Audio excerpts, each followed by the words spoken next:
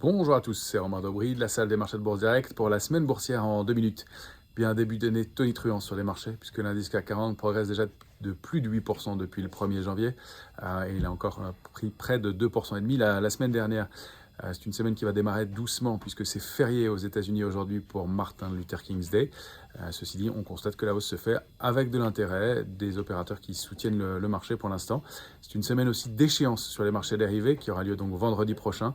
Donc des mouvements techniques à prévoir. Et puis côté macroéconomique, ça va être relativement animé puisque on commencera la semaine mardi côté macroéconomique avec l'indice des prix à la production en Chine et puis l'indice des prix à la consommation, donc l'inflation en Allemagne mardi toujours, le ZIU du sentiment économique toujours mardi en Allemagne en fin de matinée.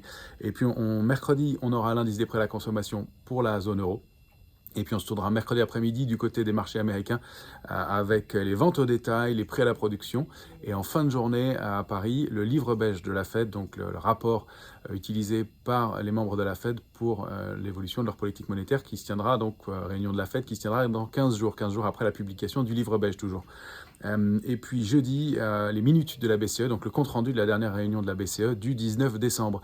Voilà, donc côté microéconomique, ça s'anime un petit peu aussi, puisque les résultats ont commencé avec le secteur bancaire, un peu mitigé vendredi dernier aux États-Unis. Cette semaine, peu de publications majeures en France. On notera quand même ADP ou des valeurs comme Argan, un peu plus petites, mais c'est surtout des publications américaines qu'on regardera avec mardi Goldman Sachs, Morgan Stanley ou United Airlines, et puis mercredi ce sera Charles Schwab, toujours aux États-Unis, et enfin Procter & Gamble et Netflix qui publieront. Voilà, donc pour l'instant, des marchés qui restent résolument haussiers. L'enjeu à court terme, c'est de préserver 6865 points. C'est donc notre alerte de court terme.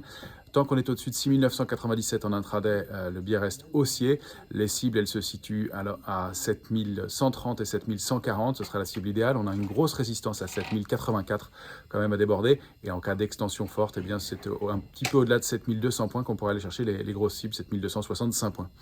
Excellente semaine à tous.